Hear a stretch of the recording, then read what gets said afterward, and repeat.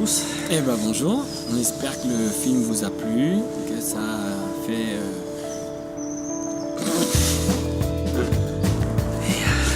Bonjour à tous. Eh ben bonjour, on espère que vous avez fait un beau voyage et comme souvent après les projections il y a beaucoup de questions, on ne peut pas être partout donc on a décidé avec Nathanaël d'essayer de synthétiser la plupart des questions qu'on a eues à la fin des projections.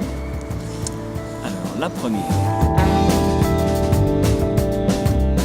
Alors Marc, les gens nous demandent souvent après les projections ce que tu es devenu. Tu peux nous raconter un peu ? Eh ben la quête de sens a continué, parce que c'était presque le point de départ en fait ce voyage. Donc il a fallu d'abord synthétiser les 90 heures de rush en 1h30 pour faire le film, ça nous a pris quand même pas mal de temps.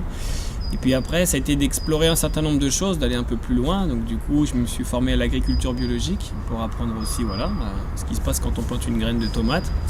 Ça fait pas d'ailleurs forcément des kilos de tomates comme disait Pierre Rabhi, moi ça en a fait un peu moins. Mais voilà, de retrouver un peu cette dimension agricole, je pense que c'était quelque chose d'important. J'ai travaillé ensuite avec Marianne Sébastien, qui est cette cantatrice qu'on voit dans le film. J'ai pu voir l'impact de son travail et combien en Bolivie, avec des enfants et des femmes qui travaillent dans les ordures ou dans les mines, comment le chant et tout le travail intérieur permet de révéler vraiment tout le potentiel de l'humain. Donc ça, c'était une très belle expérience. Et ensuite, je me suis aussi interrogé sur la dimension du vivre ensemble. Donc j'ai rejoint un mouvement qui s'appelait Colibri. Et il y avait la Révolution intérieure. C'est aussi grâce à eux qu'on a pu lancer le film et le diffuser. Mais surtout de réfléchir à la question du vivre ensemble et surtout ces espaces ou ces lieux alternatifs où on réinvente le vivre ensemble basé sur l'autonomie, la question du partage forcément, de la mutualisation des choses, de la convivialité, du rapport à la terre.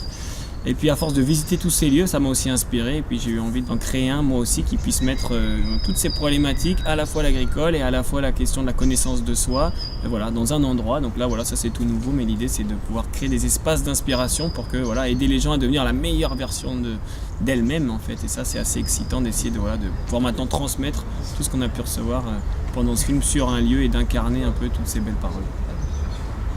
Et vous, Nathanaël Coste, après ce film, qu'est-ce que vous êtes devenu ? Eh ben, il y a eu beaucoup de choses qui se sont un petit peu télescopées. Déjà, je suis devenu papa.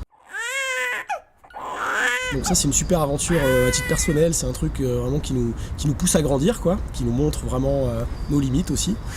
Et puis, et en même temps, quasiment, on a sorti le film au cinéma et donc on a travaillé avec Kamehameha et avec toute une équipe de jeunes motivés. On a travaillé sur la diffusion du film. Donc là, c'était une expérience hyper enrichissante avec plein d'associations, plein de gens qui sont venus nous aider. On a coordonné un petit peu tout ce qui pouvait se passer, notamment en France, en Suisse, en Belgique. Après, ça c'est parti vers le Canada. Et puis maintenant, au niveau international, on essaye aussi de se mettre en lien avec des ambassadeurs dans le monde entier pour faire vivre le film, pour que les gens puissent partager ces messages. Donc ça nous prend pas mal de temps, ça nous fait aussi pas mal vibrer. Et puis au niveau local, on a créé un festival qui s'appelle les Rencontres ad hoc, parce qu'on s'est rendu compte que il y a plein de jeunes réalisateurs qui font des films comme ça en autoproduction, en autodistribution, et donc on a envie de se relier avec eux. Donc on a ce festival qui est là dans le sud de la France et qui montre plein de films hors circuit. Voilà. Et puis on accompagne avec Kamehameha, du coup, comme on a vu qu'on avait essuyé les plâtres un petit peu avec En quête de sens, donc on accompagne plein de réalisateurs qui sont un peu dans ces démarches d'autonomisation et qui ont envie de faire des films inspirants pour faire bouger les choses. Donc plein de projets en cours, projets à venir. En tout cas, on a été bien récompensés suite à En quête de sens de toute cette dynamique et positive en fait que ça a généré. On est bien nourris de ça, Beaucoup de choses ont changé, même c'est un changement.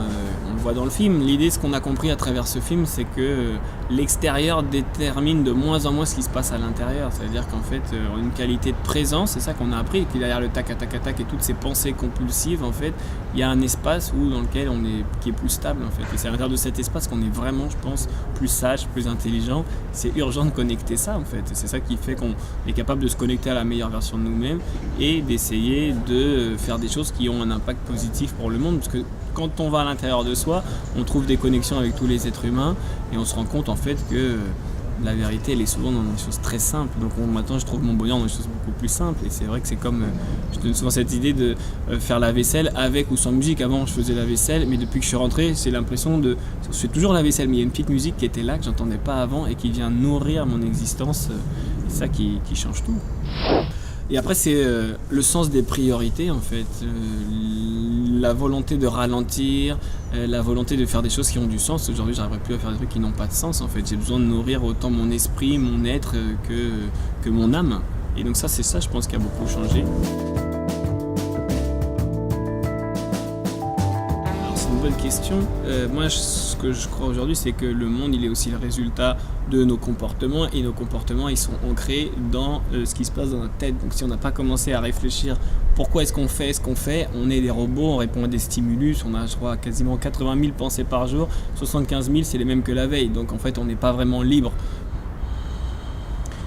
Donc il y a plein de gens, moi j'ai vu dans le monde associatif que j'ai pu fréquenter, de tous ceux qui veulent sauver le monde, ou même chez les militants, qu'il y a aussi des fois une colère, une souffrance, et en fait des fois hélas ils font pas les choses j'ai l'impression, en interrogeant les bons motifs, et c'est pas parce qu'on a des idées généreuses qu'on est une personne généreuse en fait, ça n'a rien à voir. Donc je pense que c'est pour moi une étape, mais c'est pas suffisant, et je pense que le changement des structures et le changement intérieur, c'est les deux jambes d'un même corps, et qu'il faut prendre le temps de se connaître et avoir aussi un impact sur la société. Mais je pense que plus on se connaît, plus on est dans une justesse d'action, plus on inspire et plus on fait des projets qui changent d'échelle. Donc pour moi, les deux sont liés en fait.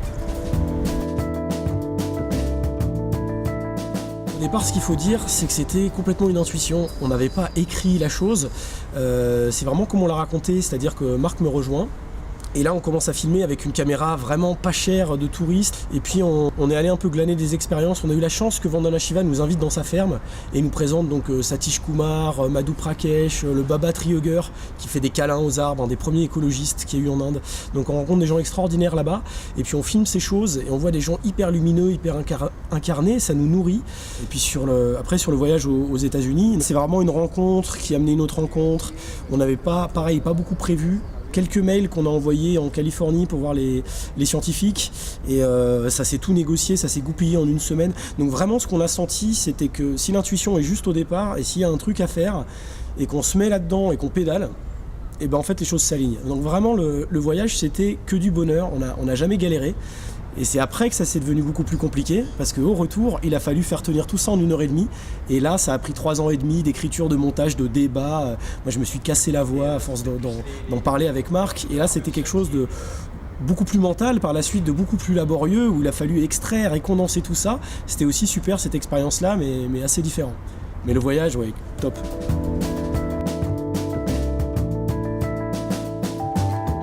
Alors, sur la suite,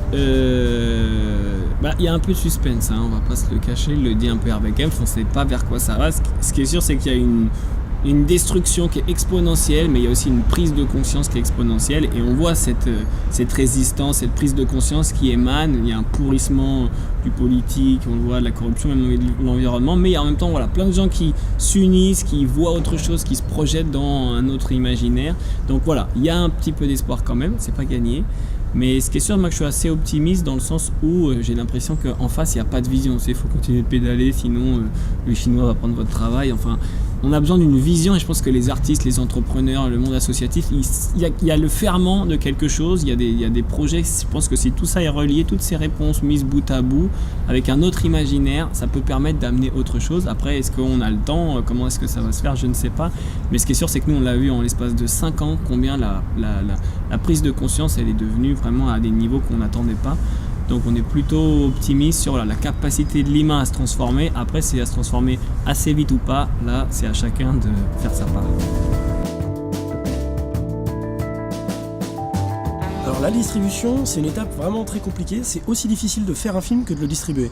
Et là, nous, ce qu'on a voulu faire, on a voulu que ce qui était dit dans le film soit pas en opposition avec la façon dont ça allait être distribué, c'est-à-dire qu'il n'y ait pas de blocage par rapport à l'argent, par rapport aux droits. Donc c'est pour ça que le film aujourd'hui est disponible gratuitement en ligne. Et en fait, tout ce qu'on raconte dans le film, qui est les circuits courts, la coopération plutôt que la compétition, d'être dans des modèles en fait organiques qui s'auto-alimentent. Donc on a fait l'expérience de tout ça au niveau de la distribution, parce qu'on a libéré le film et on s'est aperçu que les gens sont devenus acteurs de la distribution. Il y a quelque chose d'horizontal qui s'est mis en place, de très organique, et les gens sont allés voir les cinémas, les gens ont organisé les projections et se sont mis en lien entre eux. Et nous, on n'a fait qu'accompagner en fait ce mouvement-là qui était vivant, pour que ça puisse grandir en fait. Et donc on est vraiment super heureux de ça, d'avoir pu faire la démonstration que ce qu'on raconte dans le film existe et que les gens peuvent devenir acteurs de l'économie en fait, et pas être juste en position de spectateur qui paye. Donc ça montre aussi que c'est une économie de l'abondance en fait. Quand on libère les choses, on crée de la vie, on crée du plus. Et qu'en fait quand on cherche à bloquer en monétisant, genre oui si tu payes pas tu peux pas le voir, etc. D'être uniquement dans cette logique-là, ça prive et ça bloque et ça empêche la chose de s'auto-alimenter comme la vie le fait. Ce que nous a appris Satish Kumar en tout cas. Donc on a fait cette expérience et ça fonctionne.